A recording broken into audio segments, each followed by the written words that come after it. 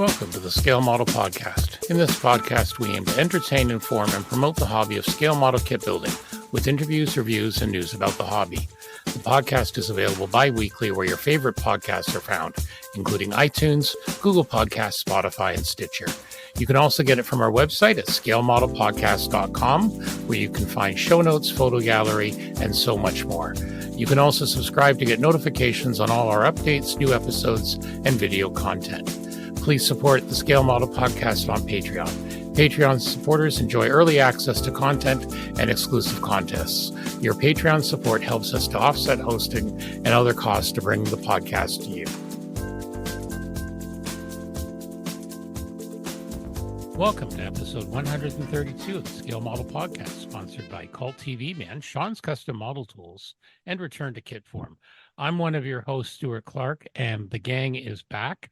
First of all, I want to wish you a happy new year. I hope Christmas and the holidays was good for everyone. So I'm joined by two of our usual suspects and a very special guest tonight. Although all of our hosts know him quite well. But we're first going to start from on the North Shore of Lake Erie, where he hosted Christmas for between 14 and 3,000 people. Didn't catch a cold and the plague until the next day. Mr. Jeff Highland, how are you, sir? Yeah. Fine, really doing well. Sticking his tongue out there, it's I don't know, that still doesn't look good, pal. No, I'm telling you, no, actually, I'm really quite good. My wife is doing her best to stay on the opposite side of the house from me, and that's been going on for a week. And we sort of shove food along the floor to each other, but that's about it. But otherwise, no, it's not COVID. Although my daughter does have it, but she's in Halifax, Nova Scotia, so that's okay. All right. Well, there you go. So that's some social distancing right there. Yeah, that is social distancing. Yeah. And the voice you hear is from the western side of Chicagoland, from the fine state of Illinois. Our U.S. presence. What more can I say about him, Mr. Terry Measley? The less the better. Good evening, gentlemen. Good evening. Good evening. And our special guest, we have a very special guest tonight, kids. We know him well. It's Mr. Frank Donati. He is president of IPMS London. I nominated him for the role. Oh, jeez. I know. And then to Jeff's and I horror, it kind of went to his head. And then the next thing we know, he is now the new national director and secretary of IPMS Canada. Frank, the fool. A pleasure to have you with us tonight, sir. Well, thank you very much for having me here, Stuart. I appreciate it. Yep. Oh, come on. No. Honestly, you're starting to sound mature, Frank. Cut it out. I know. Well, what do you want me to say? From the South Shore of Lake Erie, or from St. Thomas, where everything is 25% better, including my waistline after Christmas. There we go. That's right. Exactly. From the bustling town of elephant-killing trains, it's Frank Donati. Huzzah! There's a dilemma. Oh, there we go. So yes, Frank builds a lot of armor stuff, ground targets, as his aircraft guy says, but does a fine job on them. But he is expanding out, and we'll talk about that shortly. Expanding out in model kits. He's already talked about his waistline, and when he's not pursuing all this fun stuff, he is make sure I get it right, a fire inspection instructor. Is that how we word it? I'm the professor, program coordinator for 2 fire-related programs at Fanshawe College here in London. Right. And so they're fire inspection and fire alarm technician. Yeah. See, and that is an awesome thing. It's really good to see the social media up there, keeping people safe. You just need to add a third course there, like fire creation, just to sort of maintain. Oh, he's working on that. I am the god of all things fire. That's how I introduced myself on campus. So. Oh dear, yes, and that's why his kids, in terms of his kids at Fanshawe, kind of raised their eyes at that point and rolled their eyes. He's also supported by a wonderful, lovely wife who, like my wife, knows how to knit and has pointy sticks. And his wife and my wife know each other, so we're both screwed right. And just like Jeff's wife knows him. All these knitters, we have to be careful. And a wonderful son and a wonderful daughter who come out. They all come out and help at our annual show every year. Okay, so we're going to just get right into it. We're going to talk to Frank a little bit about IPMS Canada a little bit later and all the exciting things happening. But first, as always, we want to thank our Patreon and Buy Me a Coffee supporters. Don't forget, we love hearing from you via email, scalemodelpodcast@gmail.com. And we've also got that What We Like page. I've got to do some more editing to it. The Patreon, Buy Me a Coffee, What We Like, it all supports the podcast. We can't do it for free. We have to host the audio files and the images and all that good stuff. So we really appreciate your support. Okay, lots of shows coming soon. I got a couple of emails from some people. First off, of course, is BuffCon, hosted by IPMS Niagara Frontier. That's on Sunday, April the 27th, I said? You said 7th. I said 7th. Sorry, 7th. I don't know why I said 27th, but anyway, always a good show, just across the border from us here. So they always get a good Canadian contingent. So make sure you check them out. I know Anthony's always done well at that show. Yep. So he enjoys that show. And then I also heard from the Mid-Michigan model makers. They're presenting on Saturday, February the 3rd, their Mayhem, 4M Mayhem original TV at the Saginaw TV series at the Saginaw Valley State University in University Center, Michigan, just north of the city of Saginaw. Double the space, double the vendors, double the parking, 10 times the fun. It's their 39th annual show. You know what? I like this. 11 classes, over 35 categories. And I like this bit. Gundams welcomed. Yeah. Just Gundams. No, but you know what? It's a I know. start. It's a start. And you know what? Best of all, once again this year, they're going to be having the Macon Bacon food truck on site. Now, if that's not a reason, to check it out, there we go. So a lot of good sponsors. So yeah, definitely check that one out. I've never made this show, but I've always heard it's an excellent show. And then we have the DuPont County. I put this in DuPage County here go in local here. It's essentially it's a big swap meet. The DuPage County Plastic Kit and Model Show. Apparently it's the 81st. Wow. I've been a couple of times, and it's a big flea market sort of setup. Oh, that would in be fact, fun. I think that building gets used as a weekly flea market as well. That would be cool. That would be cool. So definitely check that out. 150 tables available. 2 rooms, buy, sell, trade, list, browse. Come out and have a great time. 2015 West Manchester Road, Wheaton, Illinois. Wheaton, Illinois. How far away is that from you, Terry? About 40 minutes. That's half an hour. all. Everything around here is 45 minutes away. Yeah, lucky you. Exactly. So that works well. All right, let's move on. Airfix has once again screwed me. Thank you, Airfix. Yeah. We're recording this on January the 8th. They've decided to do their range launch on January 9th. So just like last year, I may insert something in here. We'll just see what's coming new from Airfix. All right, we made our predictions last year and none of them came true. Yeah. What are our predictions this year? Are we still going with the 24th scale Westland Wapati? Sure, why not? Yeah, let's go with that. Let's go with that. Frank, what do you think from the armor side? Not a clue. I haven't built Airfix, and all I've seen is their reboxes recently. So Yep. They mostly they've been doing armored cars. They did a couple originals. Yeah. It would be nice to see a Staghound from them. That would be pleasant. But with the way everything's going, I'm going to guess a Hetzer. Everyone else is building. Sure, why the hell not? In 1/43rd scale. Yeah.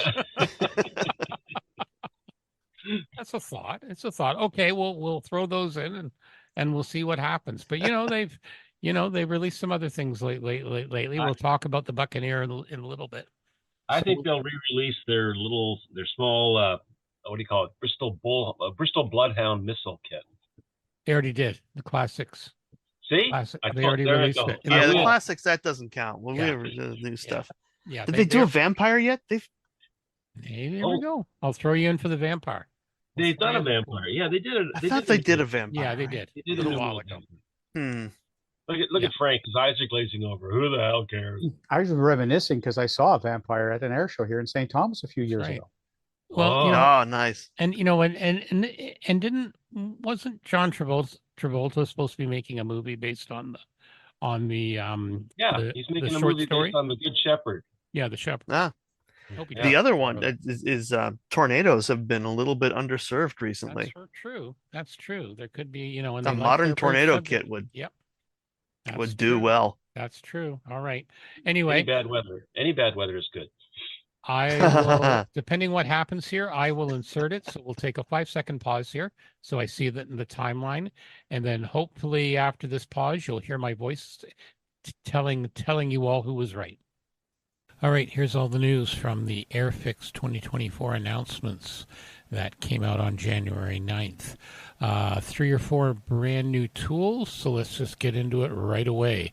First off is the 1/72nd scale Boeing Chinook HC-1, available for pre-order now. Nice looking kit in 72nd of the very familiar twin engine helicopter used here, there, and everywhere. Also a 1/72nd consolidated B-24H Liberator. This is the H model, all new tooling as well.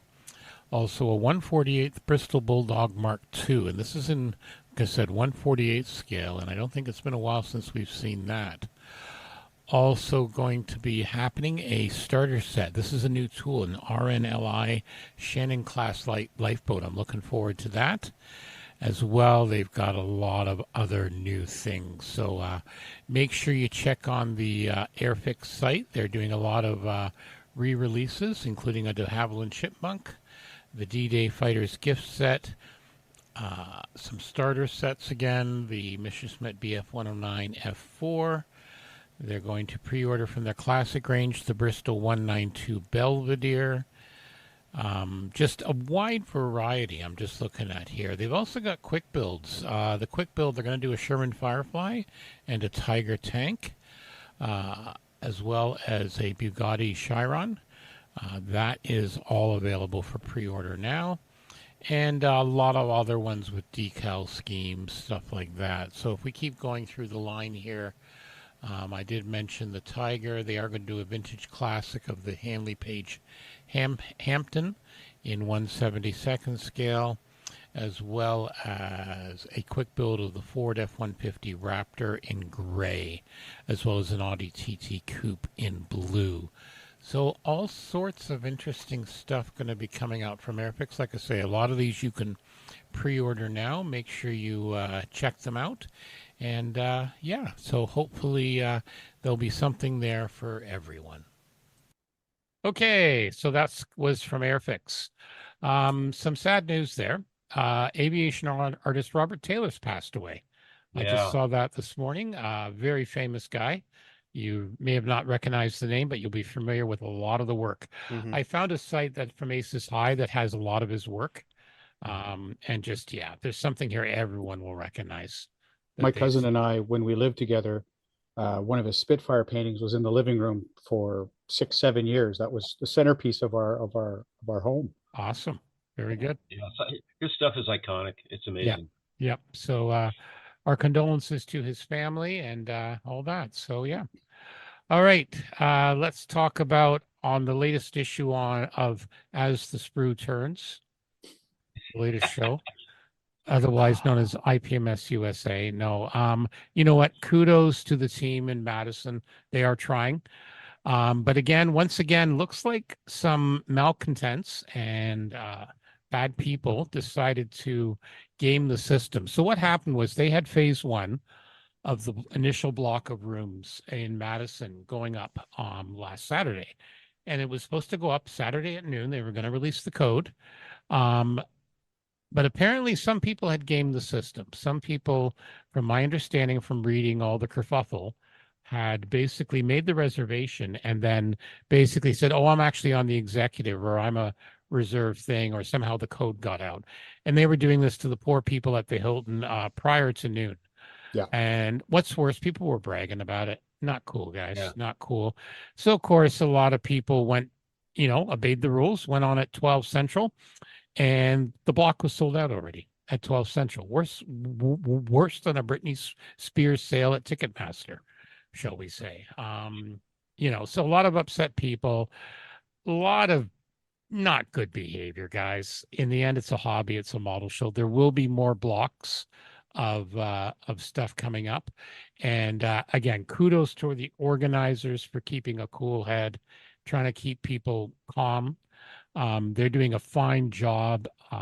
Yeah, they're promising a show different, and that's what they're still hoping to do. But guys, you gotta, if any of you here are listening to this and you pulled that crap, not impressed. Yeah, it's unfortunate. It's unfortunate. I started reading some of these things and I thought, oh God, not again. Like, come on. The guys who are working these things and trying to set these like the nationals in particular up are killing themselves. They're volunteers. They're doing it like Mhm. as far as they can, and Yeah. it's not. This type of stuff happens all the time. Yeah. It's going to happen when you have a mid-market city for a convention. There are very few cities that have hotels with over 800 rooms that you can just book in and do this stuff. So there are always going to be people who are disappointed. There's no need to bellyache about it. Just get a hotel room somewhere else. It's not Yeah, that big. it's a short walk away, and exactly, they're going to be more available. Now, a couple of interesting things. Some people did have some ideas about, maybe they should get out of the hotel business, like at Telford. They don't. The Mhm. convention in the UK, they don't do it. People make their own things. Now, some other suggestions, and I think this would have been a good one. If you're a vendor and you're going to vend, maybe, you should be ahead of the line because there was some people threatening saying we can't vend now because we can't find a room. I'm sure Mhm. that's going to change. So maybe there's some different ideas going forward. But I know Jeff Hearn and his team, they're doing they're doing what they can, and so yeah, they don't deserve this crap. I was talking to Jeff on the Mhm. weekend while this was going down when he had cooled down enough to come and chat with us, and Yeah, yeah, he was fit to be tied. And then, of course, what you didn't point out, Stuart, Mhm. was the announcement of where the Republican National Convention was going to be oh, I missed that. Where is it going to in be? Wisconsin Oh at around the same time. shoot. So we're going. I'm going with a bunch of You're friends, going to and no, hold on, you're going to Nats, not the Republican National Convention. yeah, no, Let's get that's that. another trip. Oh, Ha. well, That's a there goes all right. there goes there goes the ratings right there, kids. Okay. So I but we're booking an Airbnb, and we were looking at moving towards the lake at $4,000 a night Yeah. was going to be all that was left until he pulled the trigger, and we got, like, there's 12 of us staying in an Airbnb. There's a nickname for it. I just went with Sweat Lodge for now, but The it's Canadian Embassy? no, that's Wonderfest. We'll leave that with All right. Wonderfest, but Okay. Mhm. yeah, it was pretty hairy with all that going on. Oh dear. Oh dear. Well, like I know you're going to be going. I'm pretty sure now I'm not going to be able to make it this year. Terry, are you going? I'm hoping to. Okay. Yeah, at least a little bit. I Yeah, don't know that'd if I'll be be good. up there the whole time. And what about you, Mr. Highland? Probably not. Probably Okay. not. So Go we'll with have to Bill. we'll have to rely on Frank and Terry to Go bring with us. Bill. Bill's Mhm. going. Yep, I Really? know. Yeah, Yeah, we'll have stay in the Bill camper also. Yep. We'll see what happens. at the Walmart. Anyway, we will have Oh wait, coverage, the even if RNC we're will be not there, there. so the Walmart will be full. Yeah, Sorry. even if we're Okay. not, even if we're not there, even if a few of us aren't there, we'll still have plenty of nationals coverage. Mhm. Not to worry. I'm really looking forward to seeing that. Okay, and last but not least, this isn't directly related to model kit building, but it is. Again, this morning, there was an email out from Hatton's Model Railway. They're closing shop. So Hatton's to the Model Railway guys, they are one of the big three over in the UK, where model railroading is still pretty big, but it's has its ups and downs too. So this would be the equivalent of Hannett's or HobbyLink Japan shutting down. Okay. They're basically, they're saying a bunch of issues. Some of it's related to Brexit, and especially now because these UK model shops, they serve the world, particularly for the unique British model railway stuff, which is very popular all over the world. But yeah, they've been around since 1946. They're saying the company's not insolvent. It's being wound down in an orderly fashion, leaving no outstanding debts. Changing market conditions have had a large impact on the business. We have seen this in declining customer numbers, changing customer demographics, and supply chain disruption. Increased cost of compliance has become a large factor. Brexit, GST, and other operational costs of running an international business have all increased dramatically over the last few years. They don't have an exact date yet, but they do have a sale now. A couple of interesting things. They bought a US based train shop organization, mail order shop in the fall. So the rumor mill's already fired up saying, are they just going to start working out of the US, and not have to put up with all the Brexit crap? Possibility. But, the model train market is getting very expensive. It's yes, they're in the golden age too, like we are, but when you're paying 200 or 300 or more for an engine, it's very expensive now, especially for new people to get in.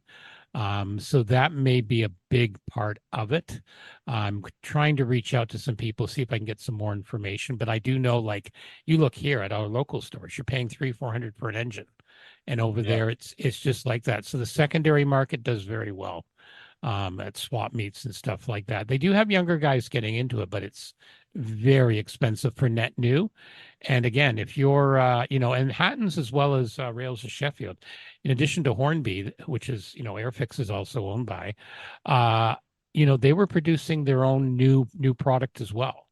Because there is some demand there, but again, very expensive. So it'll be interesting to see, but because again, I do know some people, Chris Medding sent this to me, like gave me a heads up when he posted it. It'll be interesting to see what else happens, and again, the hobbies changes. So yeah, interesting. And again, if you like your railroad stuff, you might find something at a good deal. I don't know what the pound's going for in the Canadian dollars these days, but in the past, I've always gotten better deals from the UK than from the US. So Interesting. yeah. Well, that's sad news, but it's kind of like the passing of George's Trains in Toronto a number of years ago. That Yep. was like Mecca for Canada. Well, same idea, yeah. And like these guys, I feel bad like for the various railroad magazines because these guys had 8 page of ads in every one. It was like the old, fine scale modeler that Squadron would have 7 or 8 pages of advertising back in the 70s. It's the same thing. Yeah. So yeah, that's going to leave a bit of a hole. But again, we'll see what happens there with them. But yeah, most unfortunate, and we'll see what happens. Okay, didn't get much in the mailbag. Everyone was off for Christmas, which is fine. So let's get into our latest hobby announcements, including our good friends at Special Hobbies. We like Special Hobby because they keep their website up to date. So that's your main factor. I know that for you. Yeah, they keep their website. They don't rely on Facebook. Exactly. So I'm glad to support them. So first up is the 172nd CASA C212 300-400. It's a Spanish Air Force transport aircraft. Twin engine, STOL capability. Yep, whole different bunch of models. Mass production launched in both Spain and Indonesia.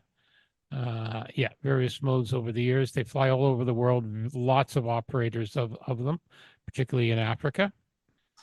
It's kind of almost like a bulkier Twin Otter sort of thing. Yeah, basically same idea. Yeah, the Australians use it. They fly them to Antarctica, Indonesia, Thailand, Vietnam, Philippines, etc. A long nose variety, including a South African Air Force machine, and a Venezuelan airframe in service, and an Argentine Coast Guard machine. So that's pretty cool. Okay, here's one for Frank in the teeny tiny 172nd scale, an SD KFZ 250-1B, the newer Oscar from. Okay. Always Neue Ausführung. All right, there you go. So this was what? This was a special one. They wanted it to increase the number of half tracks. The chassis of existing non-armored ones were used, and they designed a new armored hexagon-shaped hull at rather significant angles. That's cool. I've never built one that small. I like those. I have a friend who's really into these. He buys all the Noise, which are the smaller wheelbase ones, but that would definitely be something that would enter the stash for a very short time. 6,000 in total, over 6,000. Interesting color schemes, including a vehicle from 1945 in Berlin. There we go. Next up, we have the Italian Air Force, the Marchetti SF-260M. This is an Italian trainer sports and aerobatic airplane, available quite commonly worldwide. But the Italian, the Belgians, and the Irish use it. So I know the guys at IPMS Ireland are excited about this. This was first released in October 2020, and it sold out in 2 months. So Wow. they have re-released it. Yeah, there's interest in the trainers and acrobatic planes for sure. Exactly. Yeah, I know. Looks like a pretty simple kit, though. I mean, it doesn't look bad, but it just looks very simple. Yep, exactly. So nice looking. Now, it's not big in 72nd. True. Okay, now I don't know what they have here. So P40, I think this is 1 out of 5 they're going to do. The P40 Warhawk, the short fuselage in 1/72nd scale. It featured a wider style tail fin, 3 sprues, a couple of different schemes. So this is a particular model, had a specific type here. Also featured short tail variety and also featured a wider style tail fin. Looks nice if you're a P40 guy. Lots of decals, of course. Decals look cool. Decals look very nice, yeah. Also available pre-cut masks, etc. The box? Yeah, that's the box. The classic. Box next. Clean Display lines. box for cars, yep. 1 sprue, looks good. Yep, 187 to 143rd. Easily finished, too. Oh, yeah, it's almost pre-painted. 13 by 8 by almost 6 centimeters. All right, and then we have some accessories from the recently released Ventura, the 148, the pilot cockpit, a detail upset, photo etch 3D resin, etc.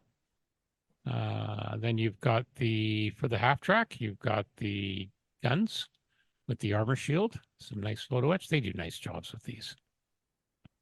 And then we have a Vickers machine gun from World War I, 1/35th scale, a PPSH-41, the Soviet submachine gun. That looks nasty, doesn't it? Oh, I remember playing that. I remember playing that in Call of Duty World War. That's the one everyone wanted. That's like pray and spray, the ultimate pray and spray. My son, that's anytime he plays anything, it's Papa Shaw. That's his favorite. That's the nickname for it. That's his favorite. Even I bought him a Nerf gun. He converted it with cardboard into of course he did. I know, because it's like high rate of fire, like literally. You want to like take care of a room, you just stick it in and press the trigger and just spray around. Well, I did my parenting as peace through superior firepower. Well, that's right. So exactly. And they turned out well. So, we should also mention your son also paints Warhammer, just like you do. I don't know. Did you get him into it, or did he get you into Warhammer? I may have been somewhat to blame for that. There's a slight influence there, but yes, he has taken the gateway drug, and I'm working him. We got him a Baneblade for Christmas. Oh, excellent. And so a Baneblade is just 1 or 2 steps away from that monster I recently made. So there you go. There you go. All righty. Then they have the Tempest Mark V for the Airfix, the 1/72nd kit. I've got that kit. That's a nice looking engine. And the fuselage tanks. Beautiful. Yeah, that is actually really It does look really good. Almost the same price I paid for the kit. But that's all right. Look at the detail there. And then you've also got the Tempest Pilot, a dog and a mechanic with the accumulator trolley. Make it all schemed up there. He's got the accumulator trolley on a leash, not the dog. Go figure it. Well, the dog's well trained, where the trolley is. Trolley wanders off, obviously. Obviously. All right. Revell, Germany. They got the Star Wars license, and they're doing some new tool stuff. So they've got a new tool speeder bike in 1/12 scale, which will work with your Bandai figures. So, this is a new tool speeder bike. A Scout Trooper and Grogu is due early next year. So 102 parts. They expect in March, 65 euros. It's going to be fairly big. Yeah, pretty good size. 1/12. Lots of goodies on there. Wow. Yep, nicely done. The people who do the kits for Revell's photo shoot do a really nice job. And if you look at the last picture, look what's in the pouch. Yeah, a very annoyed Grogu. How long? Yeah. How long before he? How long before he like uses the force and the guy falls off? All righty. Mini art. Mini art. You've heard of these guys, Frank, right? Oh, a little Maybe bit. just a Yeah. little. They got their Yeah, I catalog out. wake up screaming. Yeah, a lot of stuff. 135th and all that. So a lot of 48th. Terry will be pleased. A lot of P47 stuff. A lot of the stuff we've already covered. Yeah, so much stuff, right? Those Yep. new mini arc P47s look great. Yeah, we've got a Junkers F-13 passenger plane. Yeah. And of course, you know, they're basically taking over where Tamiya was, particularly in 148th and 135th. Any sort of diorama accessory or person they have now. I'm convinced now. Everything, every possible thing. All they need to do now is to make a 148th model of a 148th kit. You know, a model of a model. That would be kind of cool. They're also getting into 72nd scale. Look at all these Stugs, Frank. More You Stug. know, these guys and there's, I mean, don't get me wrong. I love Stugs. They're fun to build, but I mean, it's getting to the point now, you know, they're going to make the Stug that came out April 1944 Yep. on a damp Thursday, Yep. right? Mhm. By Helmut, who was doing the finishing welds. And Like, he did, and he because- didn't do it well, and he missed one bit. So Right, because they skipped a few rivets. Yeah. Yeah, he had a bit of a hangover that morning, and in Well, this one, we will move the casement a millimeter to the left. Yeah, done. New kit. you But know what? And I mean- 2023 was the year of the Stug. It sells, obviously. So well, you know, the thing I'd love to get one of these because I've done their 135th and I did the O series, the Yep. prototype is fantastic. Fiddly is all I all know. get. I know. But I'd like to see what these are. I'd like to try to put a couple of these Like I together. say, that Musaru Cup, you know, I just can't deal with the small crap anymore. But Oh. there we go. That's why this catalog is immense. smaller scale buildings, 172nds, various buildings, World War I military vehicles. The armor cars are always cool. One day. those are pretty cool. I kind of Yeah. like the British B-type armored lorry. That's that. You get a lot of fun with that. Yep. All sorts of good possibilities there. And then we've got 35th scale, all sorts of Tons. stuff. Tons Just and lot. tons. A lot of guys in the States were happy to see that cargo trailer, the Ben-Hur, show up. That Yeah. that is probably I got a friend who's bought 3 of them of that Jeepers. kit. Yeah. Okay. Hey, there you go. A lot of Russian stuff, assault guns, tanks, you name it, bulldozers, Opel Blitz. More idea there. A Stug interior kit. Yeah, all sorts. It just goes on Honestly, and on. How about the M3 Stewart? M3 Stewart in interior and without. No doubt the Commonwealth Honeys will be part of the range. Oh yeah. Yeah, and then you get down into all the civilian stuff Oh Yeah. yeah. and the tractors and the All little the people. delivery trucks Yeah. and stuff. It's Accessories and people. yeah, exactly. All different schemes. Lots of civilian sets now. British waiters, French waiters, German waiters. I still like the B-type London Omnibus 1919. I think Yeah. one of these I'm gonna have to do one of those. Yeah, that's gorgeous. I remember Airfix did one. They also have Yeah. sheep. They still have sheep and farm animals, so that's always good. You and sheep. I'm really It's- getting. Yeah. I'm married to a knitter. You're married to a knitter, remember? Just saying. Interior a BTR4E in Yugoslavia, a lot of modern stuff. Yeah, this just goes on. Oh, that the Bucephalus is the one yeah, that's going to end up in the house. That's going to end up eventually. in the house. Yeah. Okay. Yeah. That is She a pretty neat looking beast, isn't it? Yeah. She doesn't know yet, but it's going to end up here. All right. Hmm. And then we've got some engines, B-54 engine, B-55, accessory, dozer blades, more crews. And of course, the What If series, all the German Luft-46 stuff. In various schemes. I just love this catalog. Oh, I It's know. It's a pleasure to Lathe, go. the lathe. By I a love the lathe. big 35th scale machine. Yeah. Yep. And then Heavy you have lathe. and then you have 35th scale cheese products. You know, life is complete now. I can die a happy man. I now have 35th scale cheese products. And bread products for your carbs. Bread and fruit and wine and a lot of railway stuff. Yeah, as we say, gentlemen, it just keeps going. Signs for every country in Europe. And then they've got some of these diorama series coming out, which is good to see. Yeah. Again, when they released some of those last year and we featured them at 135th And scale. looks to auto gyros. Oh, just what I need. More bloody auto gyros. I'm still Mm-hmm. having nightmares. 124th tractors. Historical figures. Ah, yes, there's the auto gyros. Yes. And then you notice they put that right at the end. There's a reason for that. I'm just saying. So anyway, That's 35th scale at least. yeah, you can get the complete catalog off the link right at the bottom if you want to start drooling. Yeah, so some cool things. All right, Hobby Boss 2024 February. So we've got the TBD-1 Devastator in 148 scale. This was the torpedo bomber ordered in 34, flew in 35, entered service in 37, but then it quickly became obsolete. So a couple of schemes there, including the pre-war. Yeah, I mean, Great Wall did one in 40th scale. Actually, a couple different ones in 48th. Yep. This looks simpler, but I would presume Trumpeter's not re-releasing those. No, be interesting to see. You got the paint mask. You got the paint masks, thank God. 39 paint masks. Oh yeah, it's a big old greenhouse. Some are duplicate. So yeah, a lot more than 39. The 17 sprues, 140 parts. So yeah, looks good. Engine with fine detail, detail cockpit, some photo etch. Yeah, looks nice. Nothing wrong with that. You know what I like about this, the Trumpeter sites, when they do this, they show a buildup of the kit, but they haven't painted it, they haven't sanded the seams, they haven't done right. So you get a really good sense of, does it fit well, where are the problems, that sort of thing. Good, I like that. I prefer that. Over CAD drawings, it Yeah. just gives you an idea of what you're going to get. Well, even over a really professionally finished model, because I can see those all the time. And this is unusual to be able to see a kit that's been made with no paint, no nothing. Yeah. And you can sort of see. Now, did the wings fold on this? I don't know. Yeah, and it's set up for folded Looks wings. like it is, yeah. They just haven't shown it.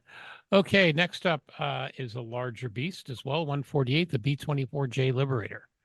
So this is going to be 187 US at HobbyLink Japan. So a midlife one, longer range than the B-17. So yep. 78 masks. You guys are crazy. Yep. Yeah, you don't have to mask anything.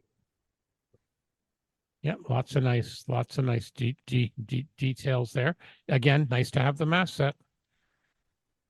This is the main variant, the J type, 43 centimeters in length and 69 centimeters in wingspan.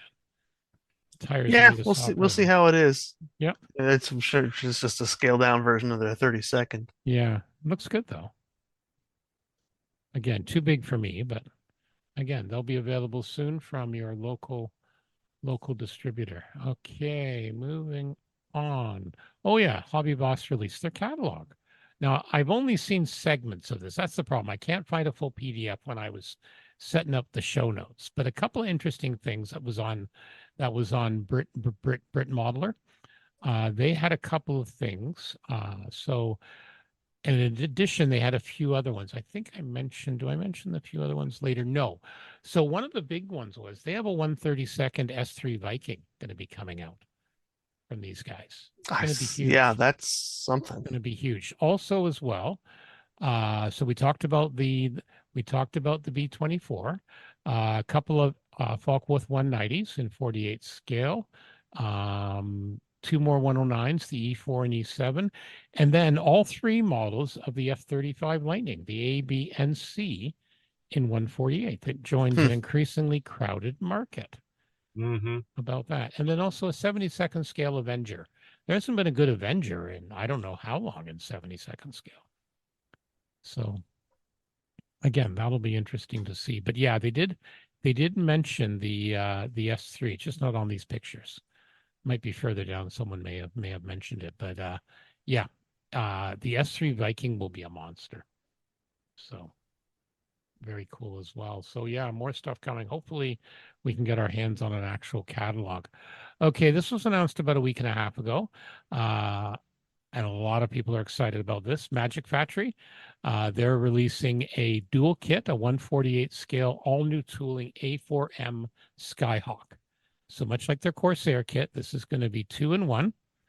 And it looks really good. Some people are very impressed so far with what they're seeing, the Skyhawk fans. Yeah, it's the A4M. Yep. The late marks with the spine on there, and Marines use these. Yep. And you can build either Very the nice. early or the late, and there is 2 kits of it, and very nice looking. Different options for the radar, etc.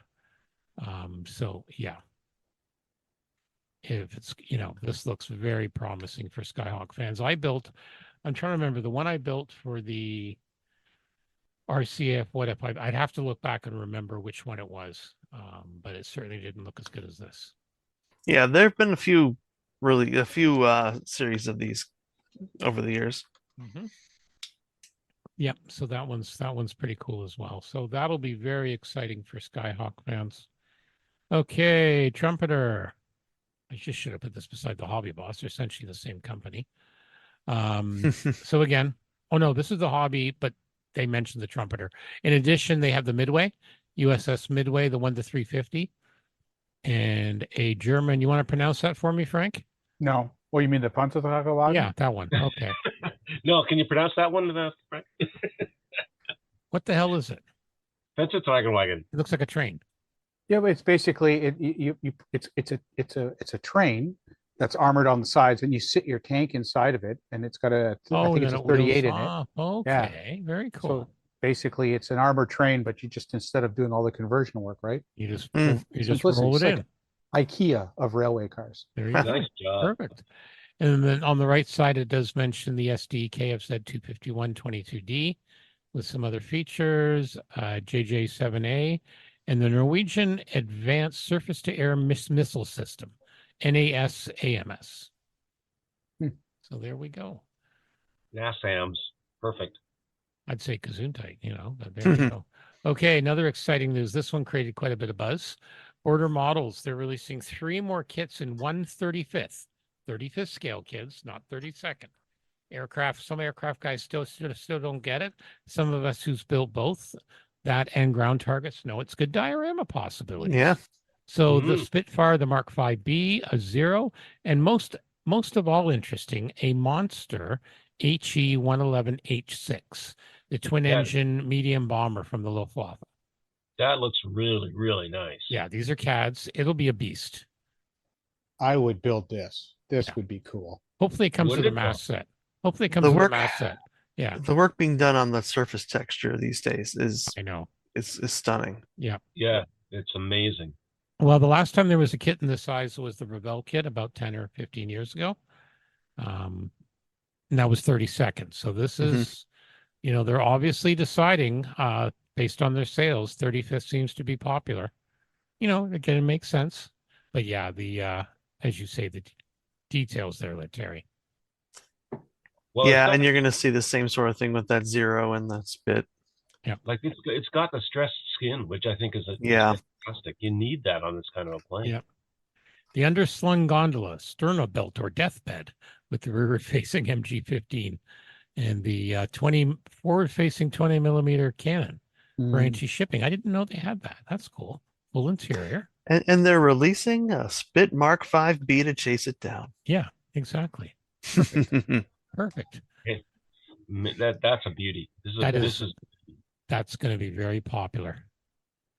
Oh, such a great looking. I mean, it's a classic looking bad plane. Yeah. Oh, and it had a little. So that Mark 5B was an important mark too. Yeah. Eagle Squadrons flew them. Had a fixed rear facing machine gun.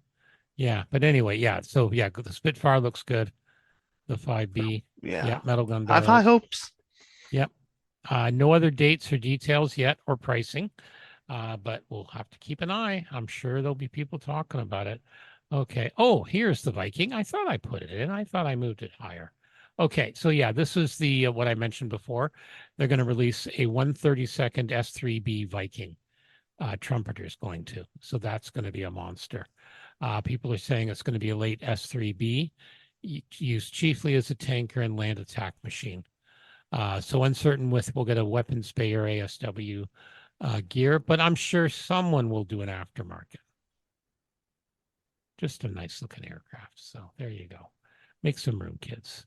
Okay, Airfix. They do have They've released a limited edition of the 148 scale Blackburn Buccaneer, the S2B and RAF colors. So just like the Royal Navy one, this is the RAF variant, and it also comes with the latest exclusive collector coin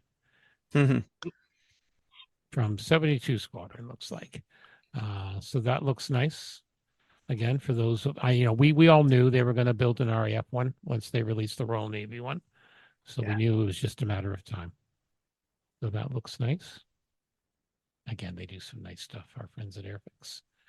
Okay, Mr. Frank, what's going on with Hetzer madness from our friends at TACOM? Well, I brought this because, I mean, 2022 was the year of the Stug. 2023 has been the year of the Hetzer, right? Because TACOM came out with their late, early, and mid kits. There's interior ones now. And now we've got the Kugelblitz, the Flammpanzer, and the Command Tank, right? So they've got variants of it now. And the Kugelblitz looks very cool. But it's death by rhomboid for this year. And I think it's great to have these variants that to build. I mean, I'm excited. I can't wait to pick these up somewhere, somehow. Yep. I also see on the Facebook message, people are posting aftermarket options, running gear tracks. Winter Ketten. I mean, it's the golden age. People are very excited. So much stuff. I know. So for all of these, Frank, and you'd be an expert on it, I imagine. Is it the drivetrain that like the lower hull section is all the same and the top would be modified for each version? Yeah, sometimes the superstructure, like when you see the big disc, right, for the AA guns. Yeah. But for the most part, it retains its relative shape. And the thing is the original Hetzer itself was pretty cramped to begin with. So to start making these conversions, I could just, I know I wouldn't fit in it. I'm 6'2". There's no way that I would be drafted to drive one of these things around it. Like, but it's just manned by the Hitler Youth. That's what it is. Necessity breeds invention, and so this is where you take something that works, because the Hetzer was a fantastic anti-tank platform. I mean, it was an ambush. Like, it was a great design. The Swiss used it up until the 70s.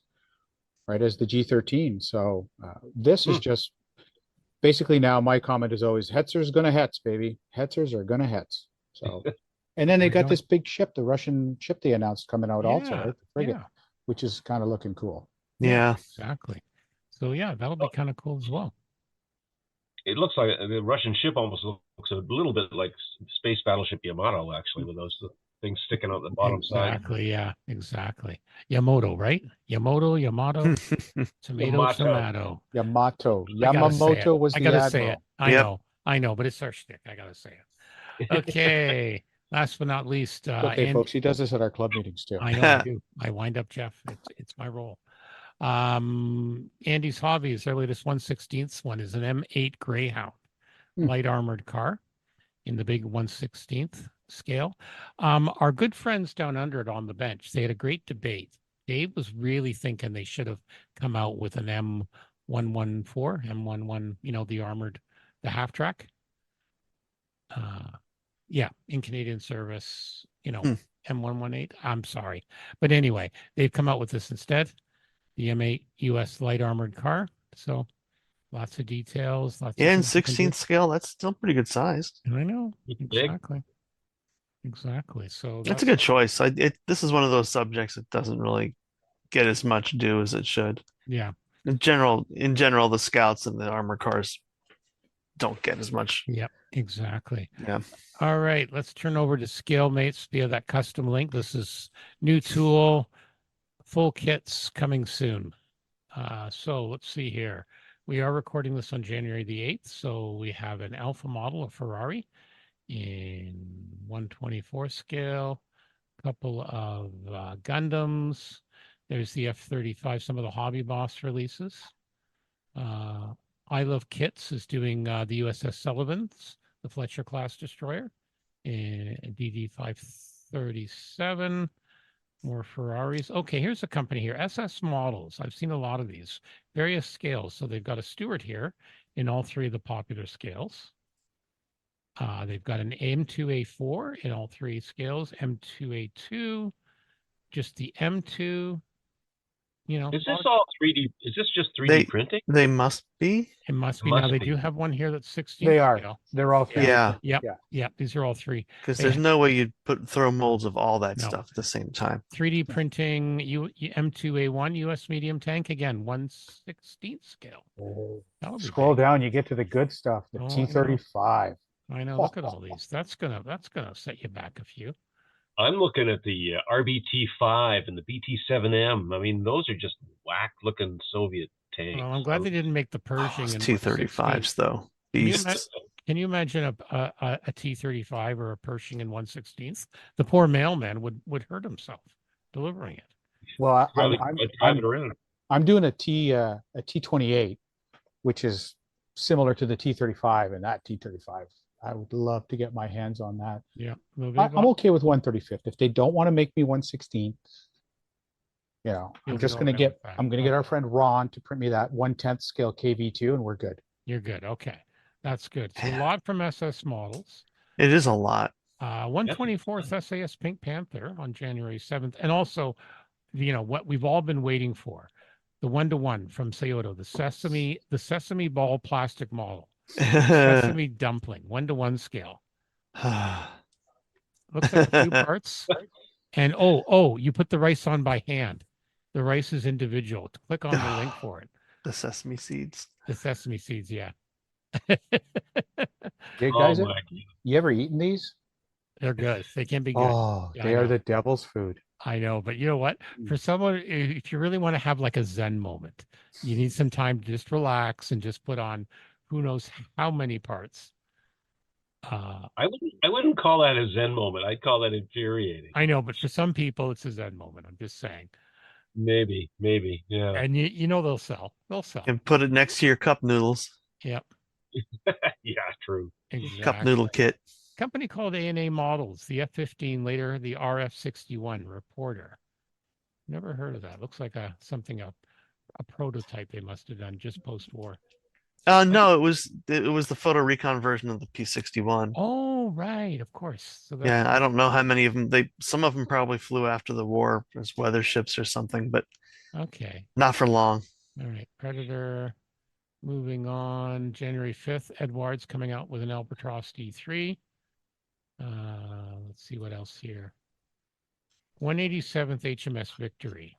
That'll be pretty large size. You passed over it, but you'll notice that IBG's coming out with a 172nd Semovente, which is a cool little thing. But they've been churning out quite a few Italian, sort of less common stuff in Braille scale, and I'm looking forward to that because I'm still young enough, Stuart, to work in that scale. Well, there you go. It's enough out of you.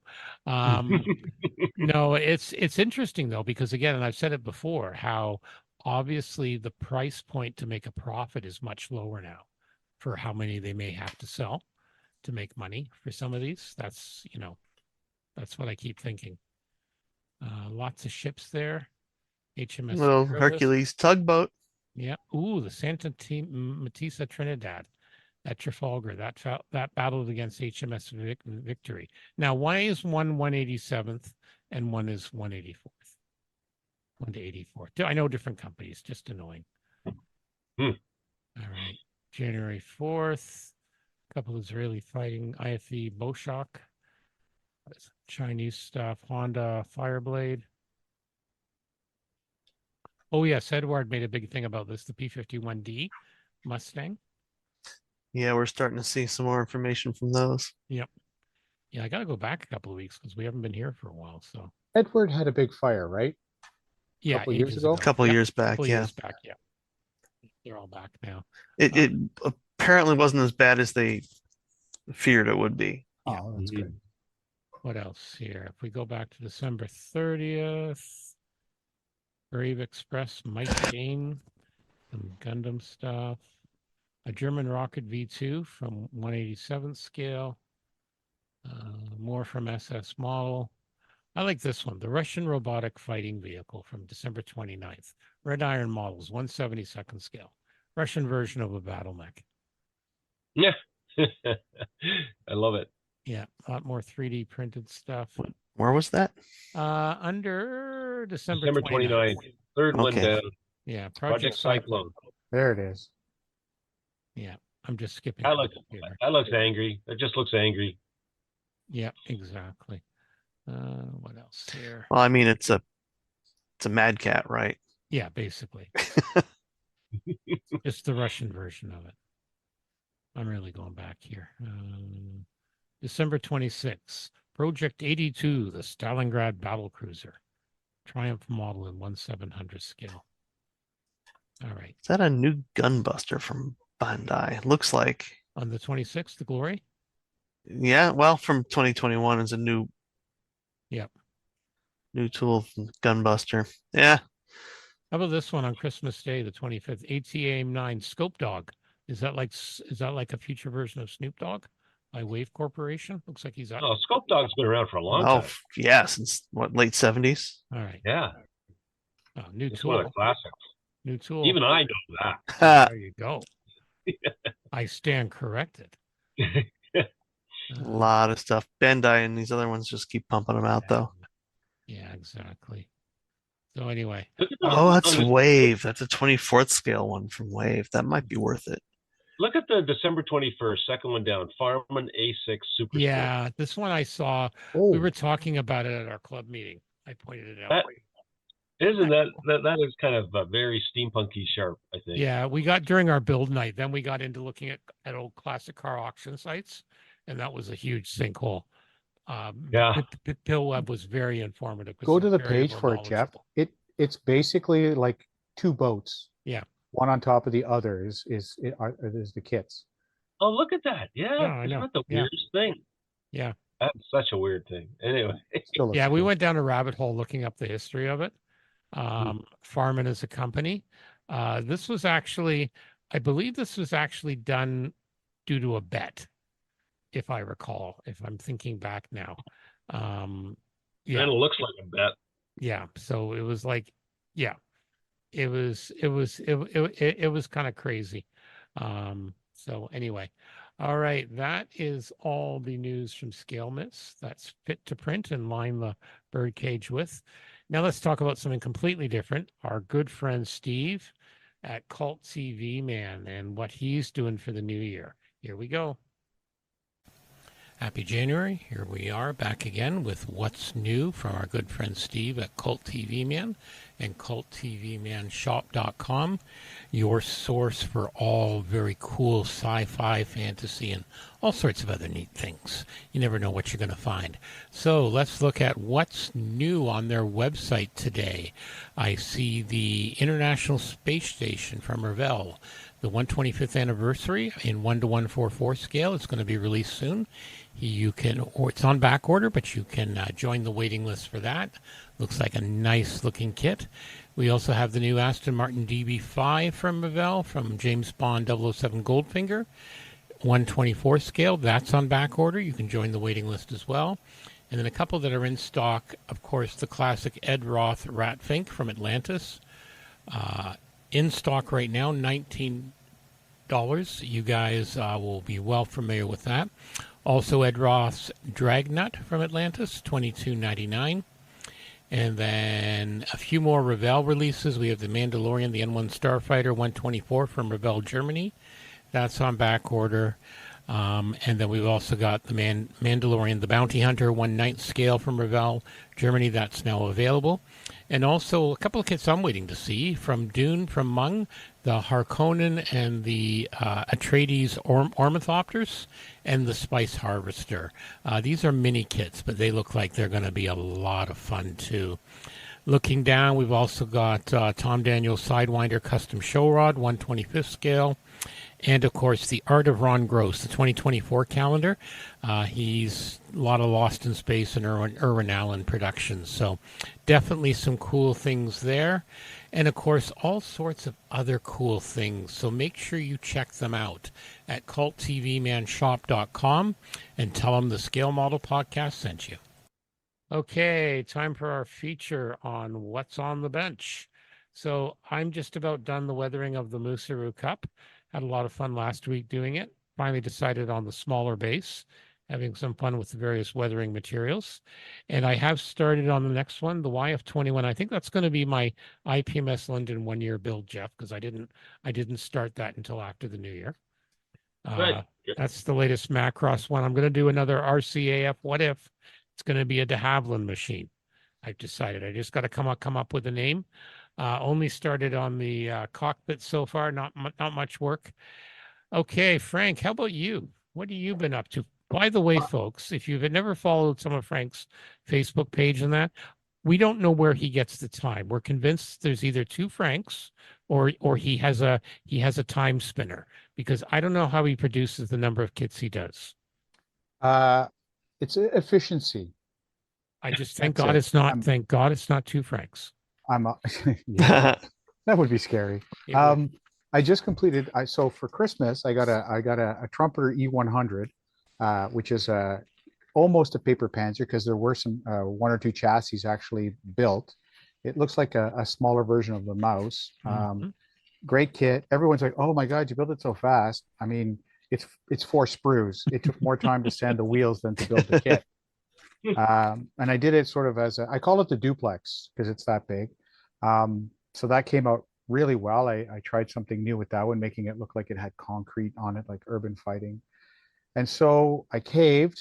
I was looking at it. It was saying names, hanging out with Stuart and with Peter.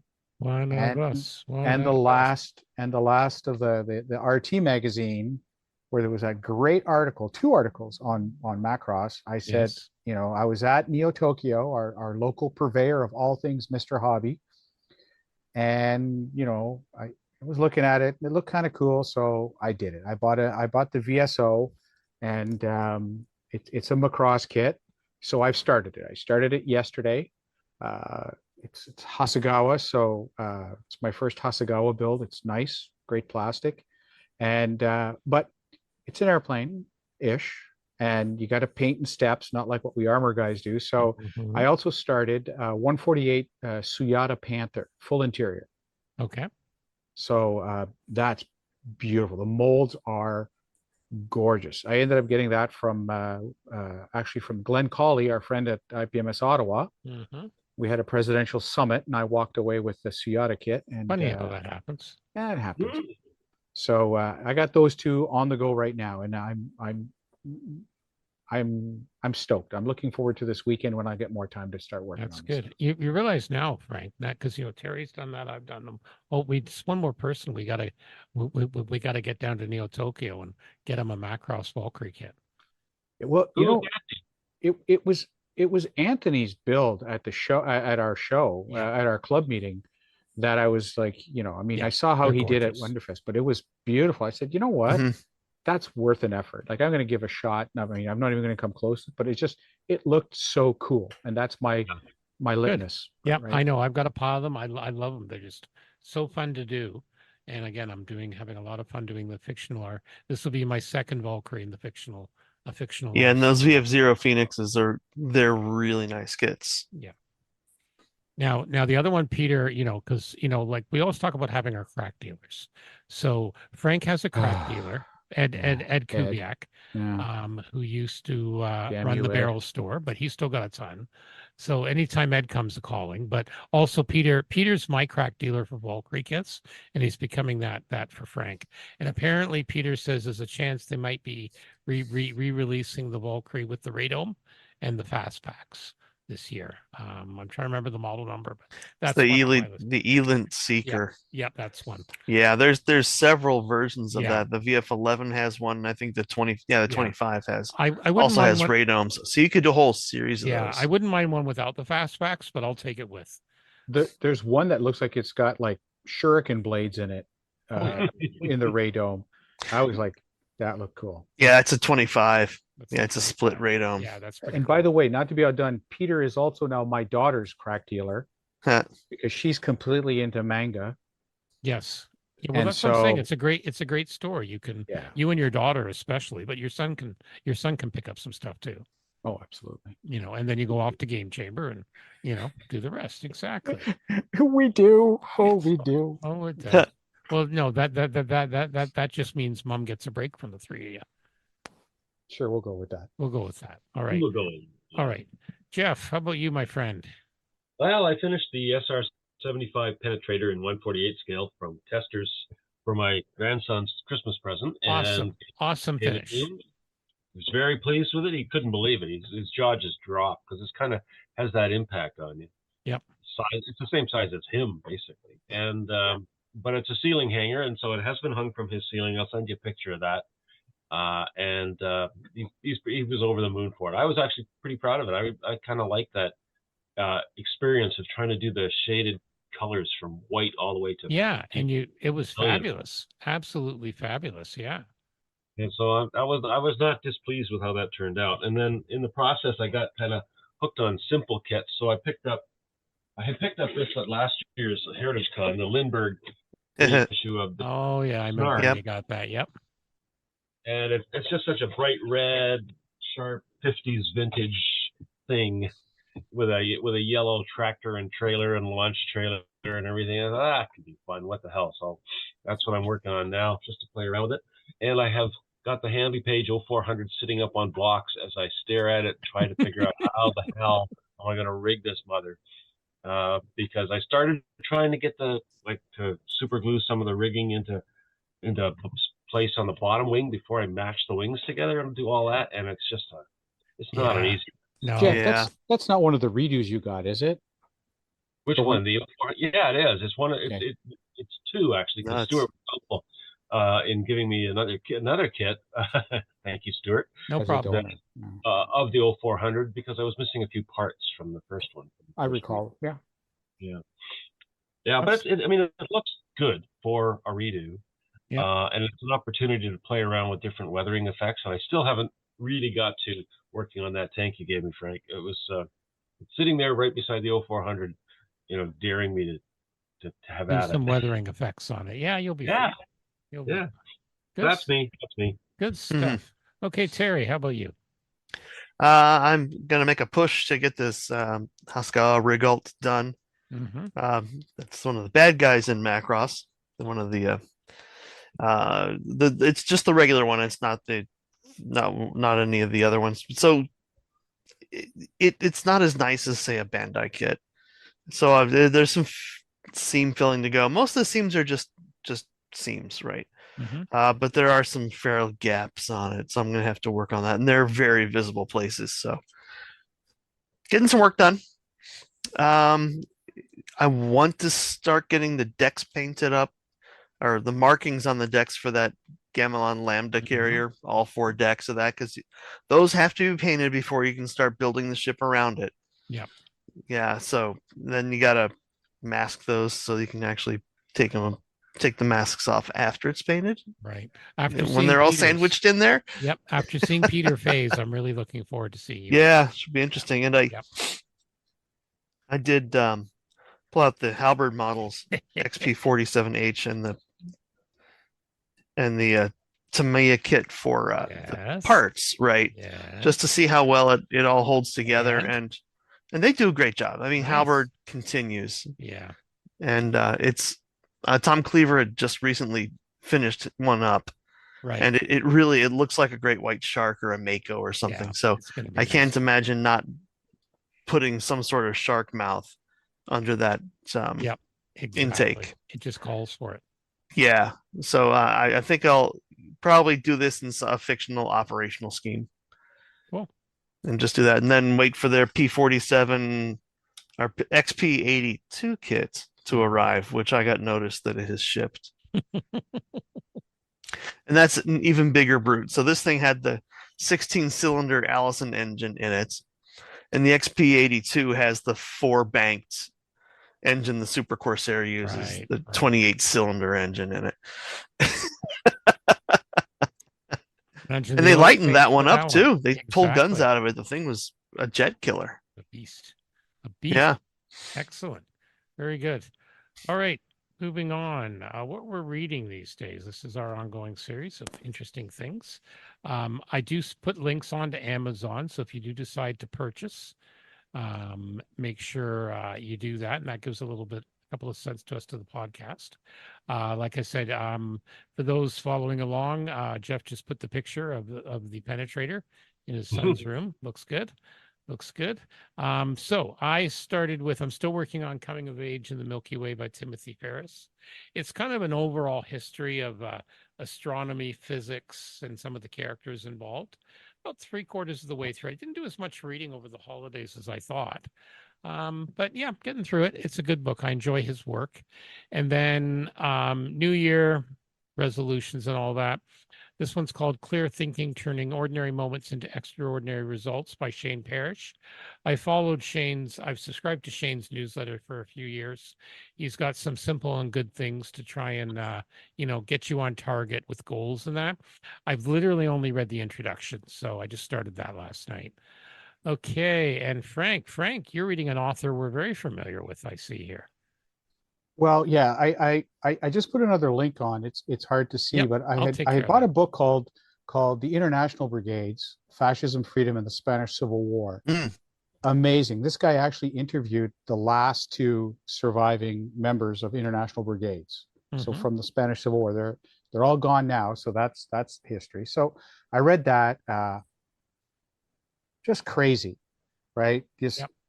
amazing stories and just fascinating history. So now I picked up the Spanish Civil War by Anthony Beaver. I like him. He does good books. So this one is it's a shorter read. It's good. And then I'm also reading George Harrison on George Harrison. So there's these series of books called Interviews and Encounters, and what it is these editors are taking all these not ads, sorry, all these interviews, magazine articles, radio interviews, just transcribing them. And I like George Harrison. Like he's probably my favorite Beatle. Just the person that he was, and I love the fact that he was called the quiet Beatle. And he's like, well, the only reason I was quiet is because I had bronchitis, and they told me not to talk before the show. Yeah. And his whole search for spirituality and things like that. So, and his experimenting and pushing boundaries. So and it's great because you can take it, read it for 10 minutes, one article, put it down, come back and pick it up again. So, I am a ridiculously voluminous reader. Like I go through books like crazy. So right now, Spanish Civil War, my military history. I built a Russian armored car, the BA-3. I made a Russian armored car that was given to the Republicans, but was taken over by the Nationalist kit. And we had it at our show. I think I got a silver. Yeah, I remember that one. Yeah. Yeah. So that was, and that's where my inspiration comes from. I read these history books and then, I want to build that. So yeah, so those are my books for right now. Very cool. All right, Jeff. Yeah, well, I got a couple of books for Christmas, one of which was one that's I know it's being made into a movie now. It's called The Wager, A Tale of Shipwreck, Mutiny, and Murder by David Grann. And David Grann, he wrote The Lost City of Z or Z, depending on which country you're in, which was a fantastic book, and I highly recommend it. And he also wrote Killers of the Flower Moon, which of course is recently made into a Scorsese film. So he's just a really good writer. He has interesting topics. He obviously looks around for an interesting topic and then he goes deep into it. And The Wager is a story about a British Royal Navy ship that was part of a squadron that tried to sail around Tierra del Fuego to hassle Spanish ships way back in the 1400s. And the squadron got separated as they went through the Roaring 50s, and The Wager was shipwrecked. And the thing that makes it interesting, and I haven't got that far in the book yet, so I just know this from the notes. And the thing that makes the story interesting, because there were lots of shipwrecks at the time, is that what happened after the shipwreck, the surviving crew mutinied, and amongst the ones that mutinied, took a boat or rebuilt a boat or whatever, flight of the Phoenix, and sailed it back to England. And they got there and they told their story of intrepid mariners who had just done everything wonderful and they were fantastic. And 2 weeks later, or 2 months later, a second boat arrived with the rest of the guys. Oops. Awkward. They had a very different story about the first guy.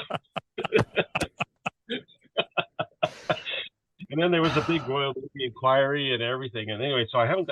It's got the ship story like Master and Commander, which Yeah. I've just finished. We just got shipwrecked, and then eventually it ends up in like a courtroom drama. So I'm kind of really looking forward to keeping plowing through this book. It's going very quickly. Let's put it that way. It's a good read. Law and Order, Royal Navy. Wow. I keep, it's terrible because one of my son-in-law's favorite movies is Master and Commander with Russell Crowe. Yeah. And it's one of my favorite movies too. Mhm. I mean, I could sit there and watch that with the full surround sound. Yep. And it's one of the best movies for sound. But it's also got damn sea shanties in it. And the problem with those sea shanties is once you get one in your head, you can't get it. And so for the whole Christmas holiday, my damn son-in-law was singing this stupid sea shanty, and it's there, it's glued in my brain. Yeah. Excellent. Anyway, that's me. All righty, Terry. Yeah, I'm back at reading the second Elric book. I'll probably not read the third one for a while, but do a nonfiction. I haven't read since Ed Yong's book. I haven't read any nonfiction because the volume 17 of the Slime books came out. The time I got reincarnated as Slime, they're doing novellas now to flesh out the universe a little bit more before he makes a push to the final story arc. I'm also still reading the Preacher graphic novels. I usually read a volume of that before bed. Good. Trying to figure out if it actually is in the same universe as any of the other Garth Ennis books, and I haven't figured it quite out yet. Okay, or if it's just adjacent. And that second Elric book, that's Stormbringer Eyes. Stormbringer, yeah. Very good book. Remember, I haven't read that in a long time, but that was a good one as well. Yeah, it's I don't want to say more coherent from the first one, but his style definitely settles down a bit. Yeah, definitely. By this one. Definitely. I think he's either on better drugs or less drugs. Well, they weren't published as novels, remember. They're serialized and published as that way in different books. Yeah. Magazines, that kind of thing. Yep. I still think he had better drugs for the second one. Maybe.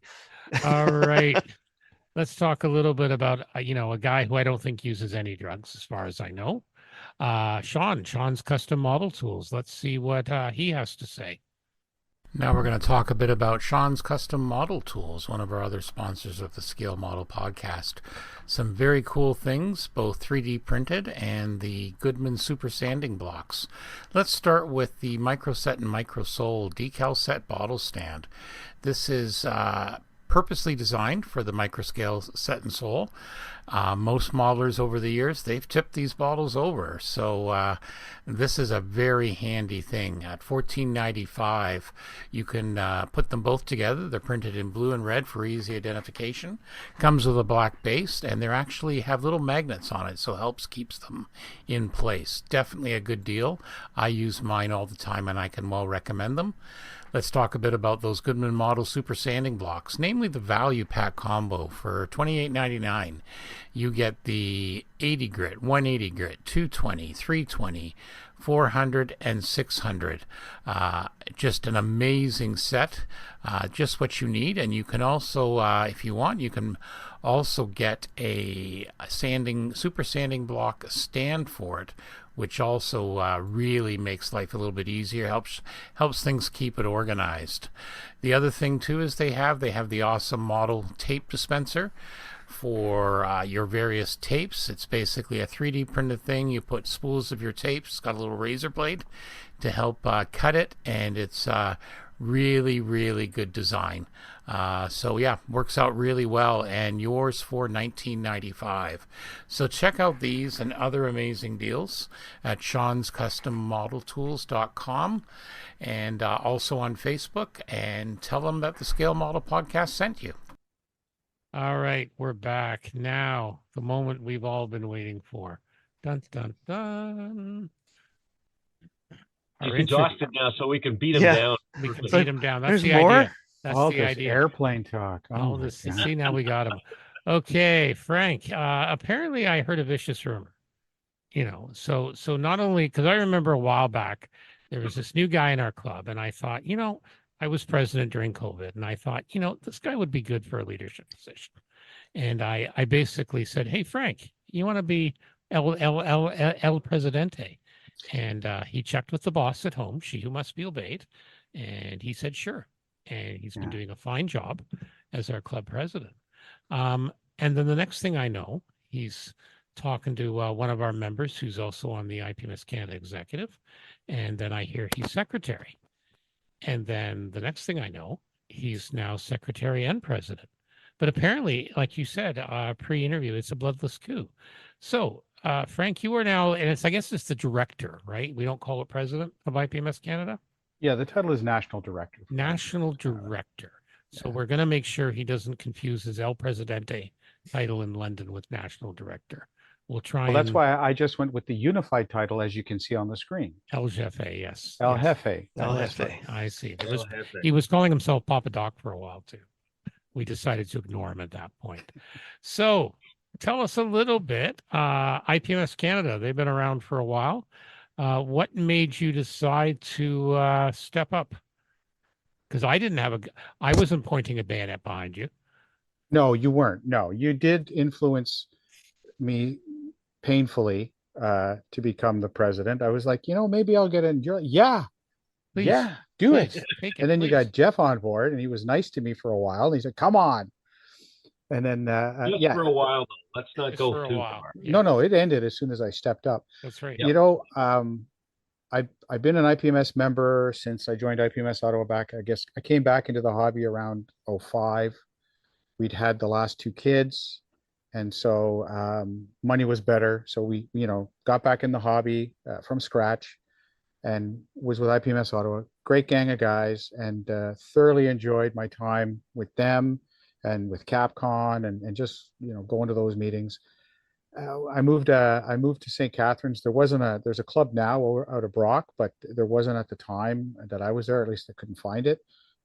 So it was a little gap. Came here, went hunting, found the club, went to my first free meeting, had a great time. Actually ended up going with one of our members when he went to the Legion Hall during Remembrance Day. So Right, helped yep. out there, and it was good. And then I kind of had to stop just because I was working during the club meeting, so that kind of curtailed my visits. But COVID helped. It was great to have the Zoom.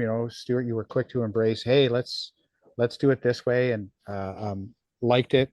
I liked it a lot because I started doing this on Facebook with some Facebook pages I'm a member of. One of the clubs said, "Hey, let's hold a little room chat." So started going on weekends in the afternoon for little build rooms.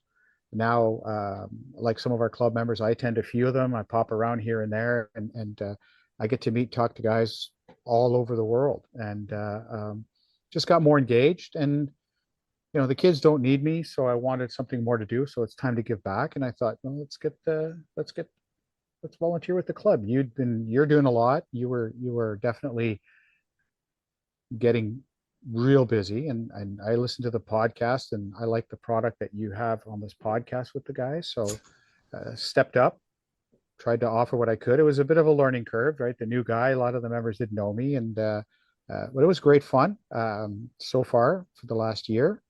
We've made a few changes, changing the venue, which is I think really going to help.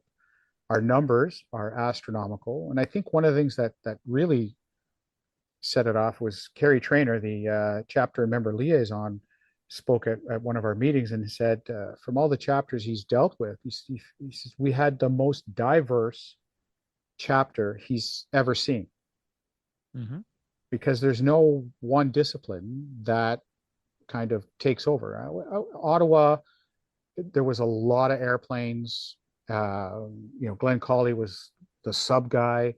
And then myself and a couple others, we were the tank guys. And that was really it out of meetings that had 20, 30 people in them. I came to ours, and it's sci-fi, Gundam, automotive, trucks, motorcycles, aircraft, armor, dioramas, Warhammer figures, everything. And I thoroughly enjoyed that. And seeing this work, we have some amazing builders in our club, some real artists. George springs to mind right away, right? The Velvet Fog is just amazing with what he does. And that just kept me getting more and more stoked and more sort of caught up in it. And it's I decided, Kerry said they needed some help. He says, the National could use some new people to come in. We're really looking for some engagement, and volunteering seems to be on the decline. So I figured, okay, I'll step up. And I met the new CML that's replacing Kerry, Alan Lusick out of Saskatchewan. We hit it off in a conversation, and I said, okay. So I came to a meeting, my first meeting. Mark Handel was like, I'm out. Got a new one. I'm out. Because I didn't want to be in like a director at large. If I'm going to volunteer, I want to do something. So he stepped down. So I said, yeah, sure. It's minute taking, and that's easy because we use Zoom, and Zoom's AI transcript is pretty good. So I don't have to type too much. I just use the Zoom transcript a day later. But I think the secretary's resignation caught a lot of them off guard, because started talking to the national director, and Bob Migliardi has been doing this for a long time. It's his second kick at being the national director, and he kind of he says, I would like to move on. I'd like to stop. He's still engaged. He's still running BT. He's still the editor and helping with RT. So. But he wanted to step back, so I said, "Yeah, I'll step up. I'm willing to." The only other new member had already stepped up, so we had a conversation via email, and then my second national meeting, where I'm starting to take minutes. The first point of order was Bob announcing he's done, and I'm stepping up. So I'm interested. I've got some ideas. I've got some things I'd like to do. I've talked to a few of the executive members, and I'd really like to see help IPMS Canada go to the next level. There's 632 members, which is great. I didn't realize there were that many. But I think with some engagement, with some social media, which I do a lot of, I figured maybe we can get some more engagement. And I think what also triggered it was our show. I've never run a show. I've never been part of a show. Our show was great. It was a success. We did. I really was very proud of what we did. But it was dealing with all the genres and just seeing what we had at the show, and being involved with modelers from everywhere, people that we know from different shows in Southwest Ontario, the GT area, but even beyond. Guys coming up from Detroit with their cars and stuff, and what I saw was there, and I realized, we can make it better. Then that's what I'm going to try to do. So that's, baby steps, but I'm going to try to increase the engagement. I have the time and the energy, I think, to get out there and beat the drum for a hobby that has been very good to me, because I was in a car accident, actually, I think it was January 1st, 09. My entire family, we were in a motor vehicle collision, right? I had some injuries.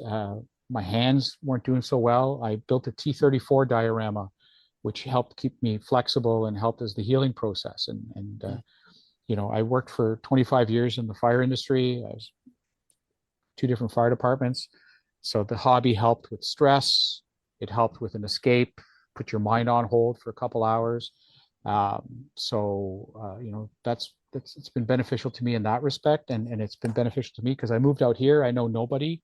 And now I have these friends with a common interest, which has made my circle all the better, and made me feel better. So that's the kind of stuff that's happened over the last couple of years. So I want to be able to bring what I felt was a benefit to me to more people. I want to get word of the hobby out there. I want to engage our membership. We get a great magazine. I love the RT. Because I'm on the executive, we get sort of PDF copies of other IPMS magazines. The last one I saw was IPMS Austria, and great magazine, but it really shows just how amazing RT is. Darren from the plastic, was he Mojo? Can't remember. Darren. Plastic Model Mojo. Plastic Model Mojo we were talking about RT. He pulls up his copy, and I'm like, that's the copy that I read that damn article about Macross, and here I am with one now at home. All the richer for it, but the fact that guys down there are getting it, the BT, same thing, is fantastic. I really enjoy getting that.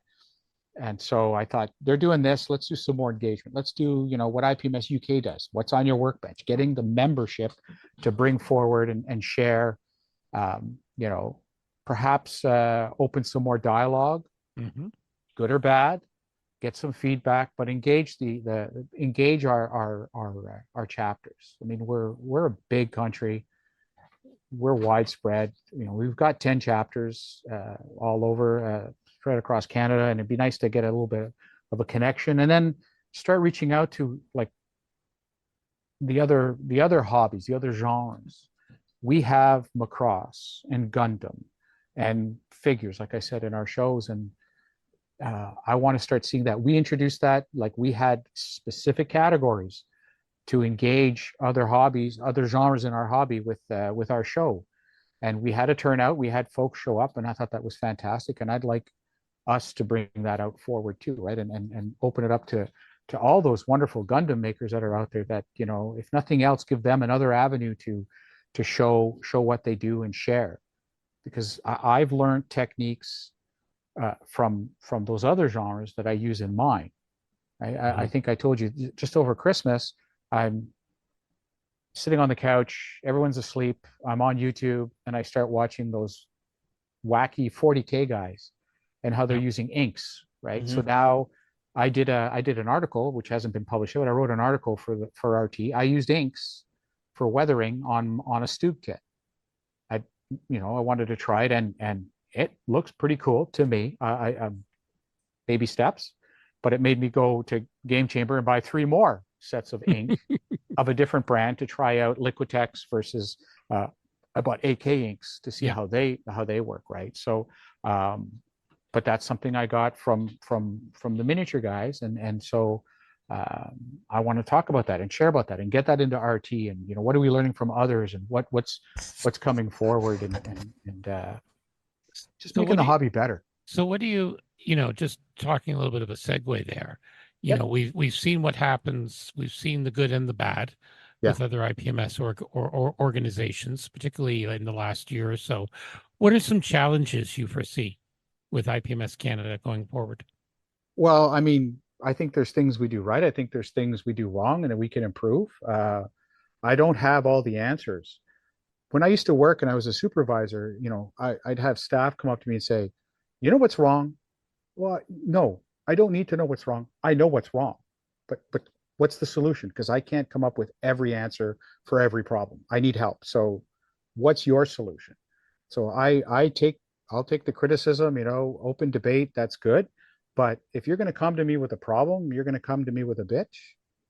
Come with me with the answer too, or at least what you think the answer is, and let's see if we can try to make it work. Social media, for good or for bad, it's got both sides of that coin. It's like Spider-Man. There's a lot of great power, a lot of great responsibility.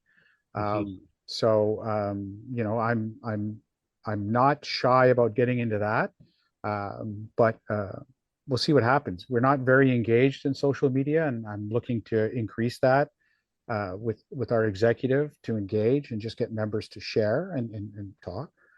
We don't have some of the issues that our brothers and sisters down in the US have right now.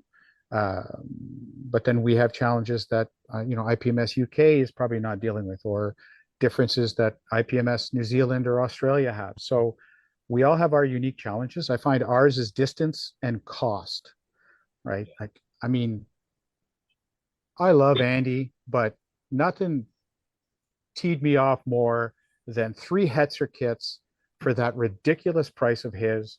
And I would have bought him in a heartbeat. There's no way I can get him here for a decent cost, right? Because it's so expensive to ship from the US. Customs brokerage, So I shook my fist at him. It's not even just customs brokerage anymore. The shipping costs alone are insane. Yeah, they're prohibitive. So I mean, I know for us, the UK and Australia are good options, and you guys know, like when Mama Bear releases the wallet, I hit all our stores because we're blessed.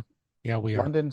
London's got enough bricks and mortar to satisfy most scale modelers, at least, pretty quickly. So I hit them all. I do Dundas, then I go see our friend Steve Marshall, and I go see Richard. I do the big loop. So the kids like coming with me because it involves usually Tim Hortons and McDonald's when we do the big loop. But I mean, right before Christmas, I needed a liquid refill, right? Paint, glue, putties. I did the loop. And look, $250 later. And a Macross kit ended up in your and a Macross in a pear tree. Exactly. So yeah, so there'll be a lot of work to do. I'm not going to rush into it. We like, I like to fix one thing at a time, or at least try to find a solution. So let's get out there, let's engage the members and talk. One example is IPMS has got a judging guideline to help if you're having a show, and it talks about first, second, third. Well, I'd like to also post help in judging if some clubs choose to go GSB instead, because that's a very viable alternative, right? The Gooms guys do it, and out Wests, and we're looking at doing that for our next show potentially here in London.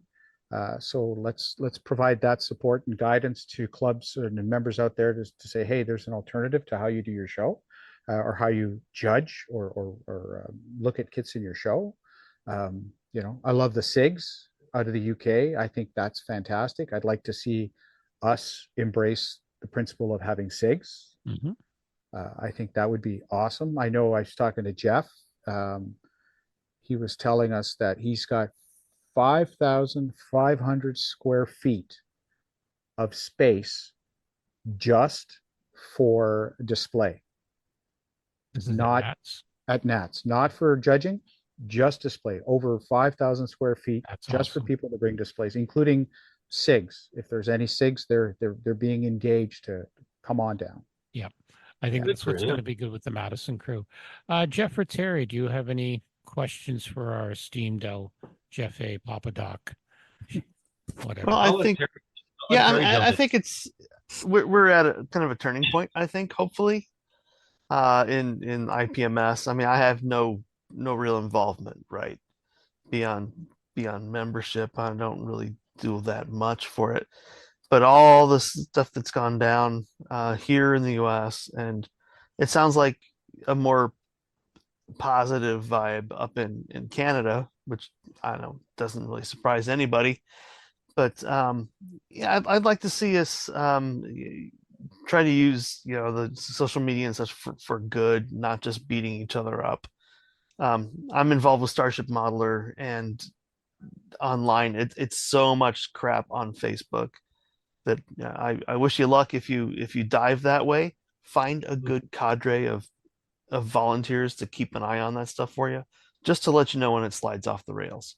Yeah, it will. I'm an admin on a few groups. Mm-hmm. I run my own Instagram and Facebook page for just my kits, because I don't always put it on my own Facebook. So I created at Model Logger, right, as my model page to post my stuff at. And but those other groups, there's a good crew of moderators. Yeah. And I know that is key, especially all the fiber guys that keep showing up right now. That's the latest. I don't know if you guys have seen that, or Terry, you'll see it in your group, because I go to Starship Modeler. It's active and it's a great group. But the fiber guys, which is the I will print 3D for you. Oh, yeah, all the stolen files. Yeah, and it's so much of it's pirated. Yeah, just presume it's pirated. Yeah, some guy on the Scale Model Critique group just went and posted that he's got all the Verlinden files. He paid $10 for like a terabyte of everything that Verlinden does. Not the group to go and say that on, because they're gonna rip him one. But I mean, I believe in pay for. I've always been like that. You pay for what you get, right? Pay the author, pay the artist. But yeah, moderating will be the hardest part. So baby steps. Let's get the one Facebook going. cross post on Instagram, which seems to be more popular with the younger group. Yeah. Start engaging, getting some images up of members that are posting outside of what people think are typical genres. Yeah, and if you can get the cross pollination, like we say, I'm a science fiction guy from way back, right? And we had always pretty much presumed that everyone was building Star Wars kits and Star Trek kits. They just weren't bringing them. Yeah. So all it takes is a little crew like our Tech Mages group to come in there and win armor, win aircraft categories, and bring in all of this other stuff. And like, oh, I do that too. It's like, bring it next time. Mm-hmm. Well, and let's break the categories. And that's what I've done. This last year was for me, like I traditionally like, so I love the armor fighting vehicles. I'm an Army brat. My dad was stationed with the Dragoons, so as a kid I was always around, the Leopard 1, APC, stuff like that. Used to sit in my dad's command vehicle. He was an NCO. He had the M5 577 command APC, and so that was my thing. I only made airplanes as a kid because that's all the Canucks had. Yeah. Was Matchbox, Airfix, and the occasional monogram. So I did those. I did the Matchbox little diorama ones a bit, but Yep. And then I discovered Tamiya. It's like wow, it's like my first dirty magazine. It was amazing. And I did those, but in the last year, because of our club, I bought a Gundam and I put together a Gundam kit. I couldn't tell you what it's called. It's at my desk at work and people comment on it. And then I did my first aircraft since 1982. I did a Stuka in 1/72nd scale. I was very pleased with that. And then I did another Gundam because I got it last Christmas. And I did a Blitz build. I did a Nazi UFO because there's a niche. I did the big Hanbao. the Hanabao from Squadron, which was massive. So and then I broadening the horizons, grab the Macross kit. I've got 4 car kits I picked up over the year that randomly I want to try these different things out, right? I really like expanding my horizons with these different kits. So and maybe I'll like something and maybe I'll fall in love with the Gundams are definitely kind of cool. I got some ideas I want to do. I'm definitely enjoying that. I have not painted mine yet. I've just assembled them and panel lined them to make them look pretty. But I have 2 I won at a raffle that I'm going to definitely start practicing my paints. I took some notes when Blappy talks, and I'm going to do some glossy finishes. Very good. Yeah. So if this old fart can start expanding his boundaries and doing this stuff, exactly, so can others. It's your hobby. Have fun. Exactly. Yeah, that's all it is. All right. Okay, Mr. Secretary of IPMS London, do you have any questions for El Presidente of our organization and the bigger one? Well, I'll say right off the bat that Frank has been a great president for IPMS London, even though I will tear him a new one whenever I get a chance, just because he does the same to me, and that's what love looks like in this hobby. Yes, that's what it does, indeed. But really, I think everything you're saying, Frank, is on the right path. I do think I will do a shout out to Steve Solvay of IPMS Canada, who has done an outstanding job editing Random Thoughts RT, the paper journal, and I've worked with him a couple of times writing. I know you have, Frank, writing articles, but he needs more writers, and he needs a more variety of topics that he can stick in, sort of to build up a bunch of pictures, a bunch of stories for the future. So any of you out there, if you have something you think would be interesting, please contact IPMS Canada. Contact Steve. He would love to hear from you. He is a great editor. He will help anybody. If you don't think you can write, all of a sudden you're going to look like you can. And I'll give you free advice. It's really good for your ego to write something and have it published in something. It makes you feel good about yourself, and it's a weird feeling. You don't brag about it, but it just feels good to see your stuff in a magazine with other stuff other people whose work you really, really admire. So it's worth doing. It's worth taking a little step out of your comfort zone and giving it a shot. And Frank, if you have a technique or if you have anything that you think other people might appreciate, contribute to the cause. It's worth doing. And as Frank says, I think contribute to the cause across the spectrum of modeling, not just planes, not just tanks, not just cars, not just anything, whatever you are interested in, we can all learn from it, and we can all learn from each other. Exactly. It's kind of fun. My history with the hobby has been, I may be a bit naive, like I have never had the experience of rivet counters, or I haven't really noticed it, at least. Maybe I'm ignorant of it, but I haven't noticed people who are sort of so locked into their category. Most of the people I know, because of the London Club, frankly, most people I know who model try different techniques, try different categories, it's whatever turns their crank at a given time. Like me, I got a 3-foot long Hindenburg sitting on top of my shelf here that I have to finish. Mm-hmm. You know, just thought that would be cool. Let's try and make that for a change.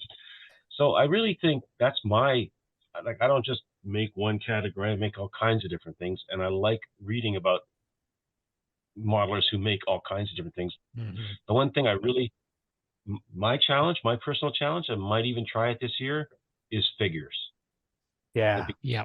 To me, that's really art. You know, there's a lot of art there because the paint is what brings emotion to the figure, and it needs work. You really need to know what you're doing, and so I think I could learn a lot from doing that, and I might be interested in taking a shot at that.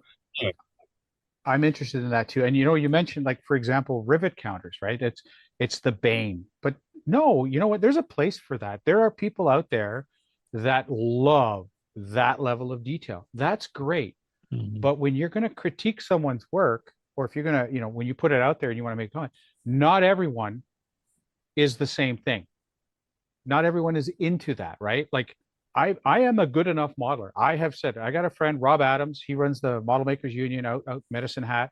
Rob and I, we call ourselves the redneck modeler sometimes, because we're the guys that'll go to the dollar store, instead of spending $50, spend $5 if you can. But we also do good enough. That's good enough. Like, I'm building it for me, good enough.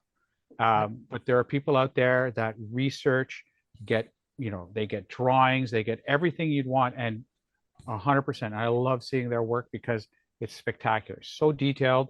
They know everything about it. They could talk about it. You see the passion. But if I'm not that kind of a modeler, respect that. Yeah. And understand that, which is why, I know we're going to segue to this, but, we're going to talk about a new personal hero of mine that kind of deals with that when they model. So I think there's a place for everyone who loves everything within the hobby, from the rivet counter to the person that takes a plastic, the Tamiya plastic Tiger tank that's basically in yellow, and just puts a big streak of red brown on it and says, there, it's camouflage. What do you think? You know what? Did you have fun? Did you like it? Did you enjoy it? Did you learn anything? You want to do it again? Right on. Yeah. Right. And if it's questions like, what could I do better? Then we can talk. And sometimes it's stuff like, if you're going to paint brush painting with Tamiya, you got to use a bit of retardary for brush painting with Tamiya. If you don't, it's just not going to go away. You need that flow improvement for Tamiya paint.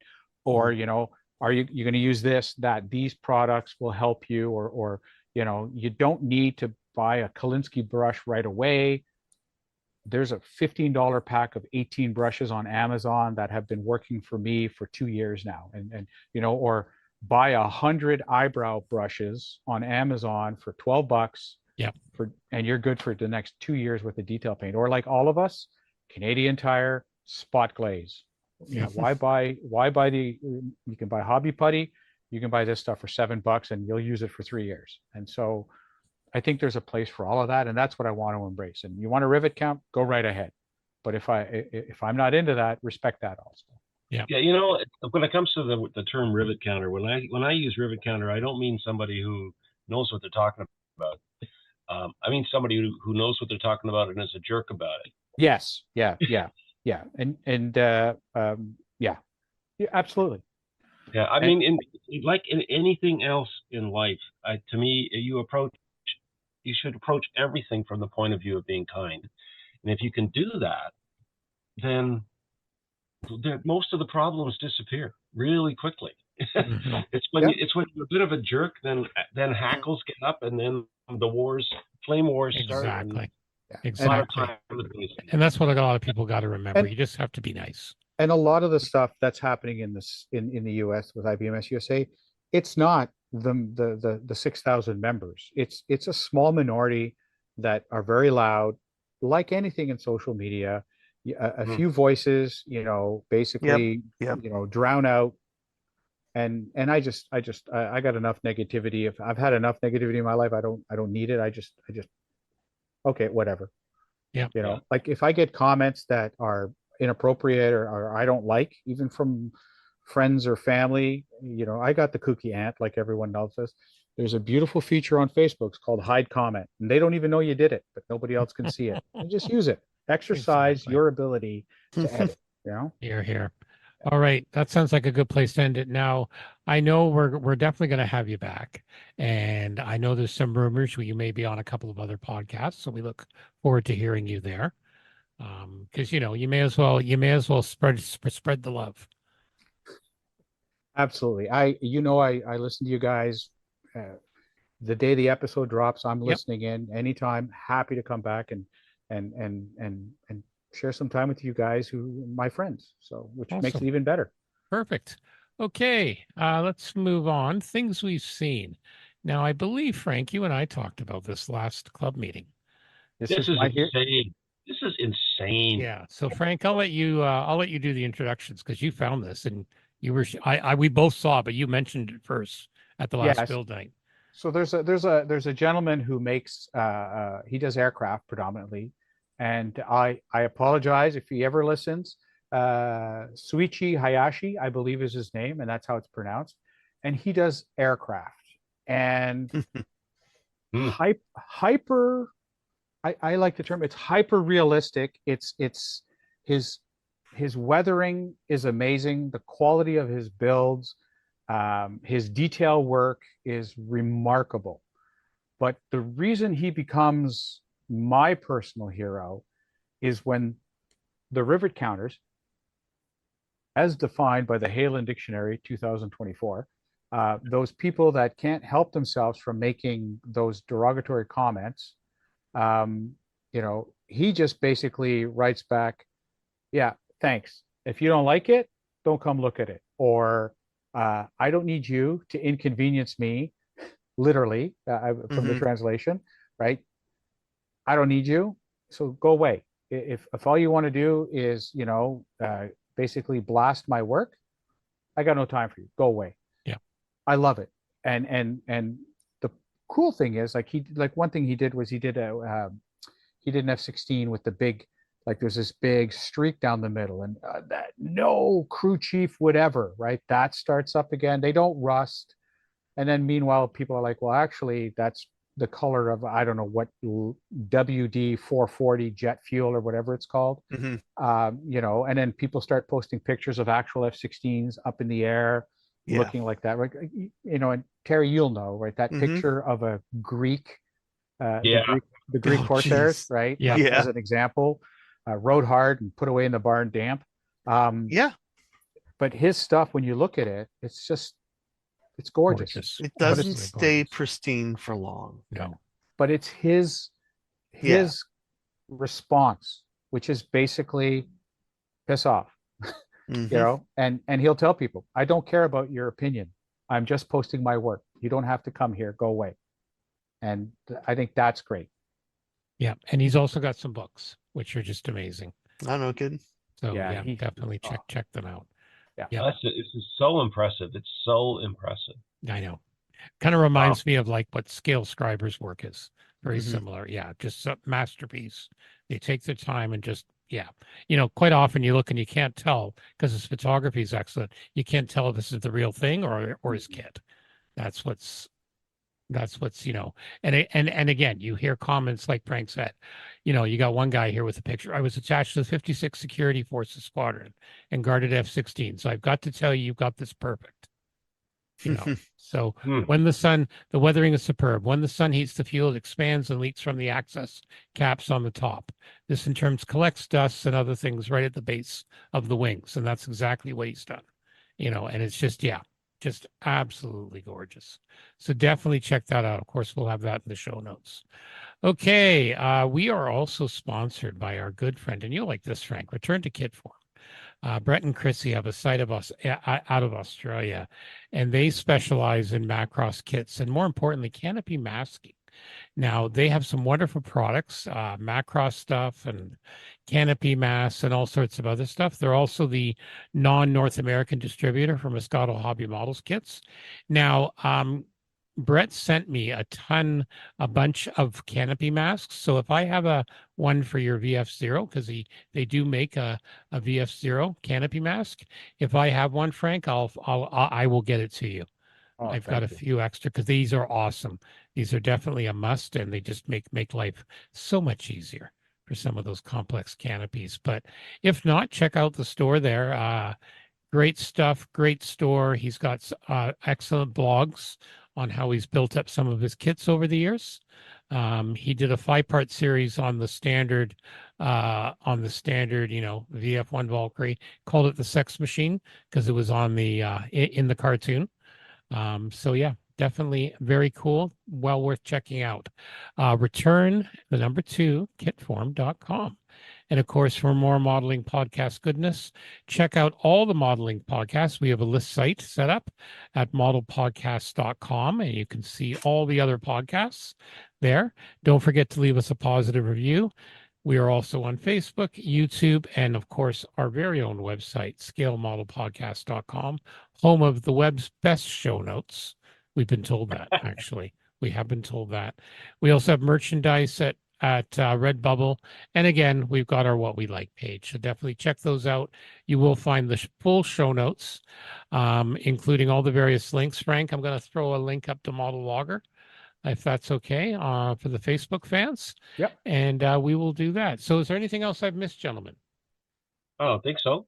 All right. Sounds good. So let's see if Frank remembers how we're going to do this now. So for the Scale Model Podcast, my name is Stuart Clark. I'm Jeff Highland. I'm Frank Donati. I'm Terry Measley, reminding you to save up your loonies for your crack dealer. There's a lot of new releases this year. Oh, well done. Whoa. Oh, look at that. Huzzah! Look at that. Huzzah! Thank you, and be well.